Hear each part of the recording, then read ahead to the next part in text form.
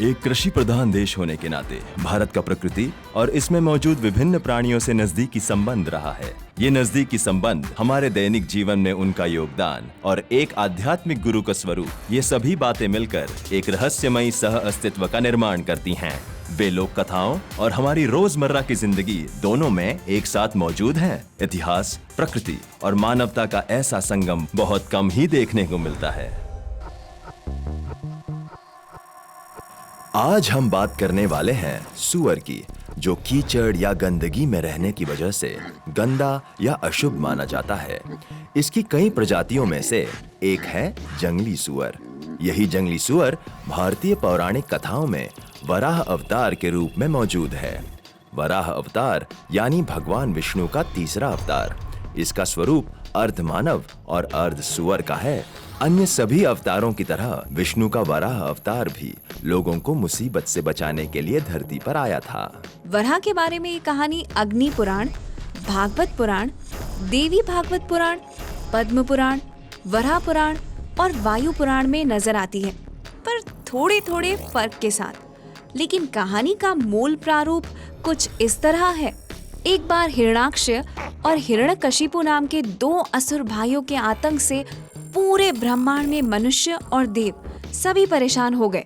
हिरण्याक्ष ने तो हर सीमा पार कर ली थी और वो भूदेवी के स्वरूप वाली पृथ्वी को ही उठाकर समुद्र में छिप गया। देवों और मनुष्य की प्रार्थना पर विष्णु ने बड़े और नुकीले दांत वाले वराह का अवतार लिया। वराह पानी में उतरा, जहाँ हिरण्याक्ष ने उसका अपमान किया और उसे युद्ध के लिए ललकारा। दोनों के बीच हुए भयानक युद्ध में वराह की जीत हुई।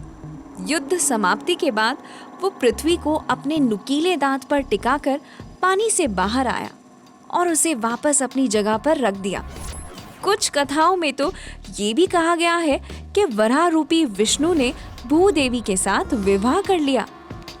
एक बात तो माननी पड़ेगी कि भारतीय पौराणिक कथाएं जितनी अनोखी होती हैं, उतने ही अनोखे होते हैं उसके पात्र। अब वराह अवतार को ही देखें तो उसके शरीर का ऊपरी हिस्सा सूअर का और निचला हिस्सा मानव का है। गोलाकार पृथ्वी उसके नुकीले दांतों पर टिकी हुई दिखाई जाती है।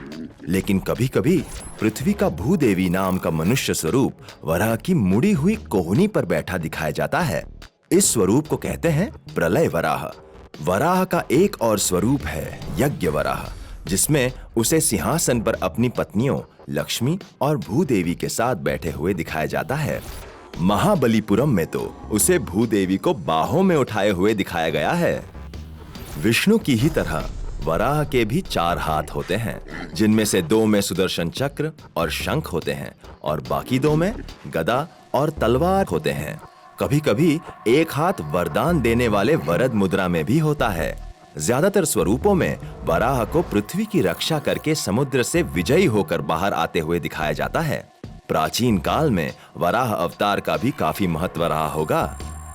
हाँ, 4वीं से 6वीं शताब्दी के गुप्त काल में शायद वराह पंथ काफी लोकप्रिय रहा होगा, क्योंकि उस काल के कई वराह शिल्प और शिलालेख पाए गए हैं। इसके अलावा लगभग इसी दौर के बादामी, एलोरा, उदयगिरी और महाबलीपुरम के गुफा मंदिरों में भी वराह के शिल्प पाए गए हैं। 10वीं शताब्दी तक खजुराहो, उदयपुर और झांसी में भी वराह के मंदिर बन चुके थे। ये मंदिर अब या तो खंडर हैं या फिर अब उनमें पूजा नहीं होती। उस दौर में वराह का महत्व इस बात से समझा जा सकता है कि चालुक्य वंश, गुर्जर प्रतिहार वंश के राजा मिहिर भोज प्रथम ने वराह की छवि वाले सिक्के बनवाए। चोला और विजयनगर साम्राज्यों ने तो उसे अपने शाही चिन्ह के रूप में इस्तेमाल किया। भारत में वराह के आज भी कई प्रमुख मंदिर हैं, जैसे तिरुमला का श्री वराह स्वामी मंदिर। इस इलाके को आदि वराह क्षेत्र कहते हैं, यानी वराह का निवास। यहाँ पर भक्त पहले वराह की पूजा करते हैं और इसके बाद तिरुमला वेंकटेश की। एक और महत्वपूर्ण मंदिर है तमिलनाडु के श्री मुष्णम कब्जे में स्थित भूवराह स्वामी मंदिर। माना जाता है कि यहाँ की वराह मूर्ति स्वयंभू है, यानी जिसे किसी ने नहीं बनाया, बल्कि वो अपने आप निर्मित हुई है। केरल के पलक्कड जिले में भी पन्नियूर श्री वराह मूर्ति मंदिर है। माना जाता है कि इस मंदिर की प्रतिष्ठा 4000 साल पहले परशुराम ने की थी। प्राचीन काल से ही भारत में पशु पक्षियों की इतनी अहमियत रही है कि हमने उन्हें न सिर्फ दिल से चाहा बल्कि पूजनीय भी बना दिया।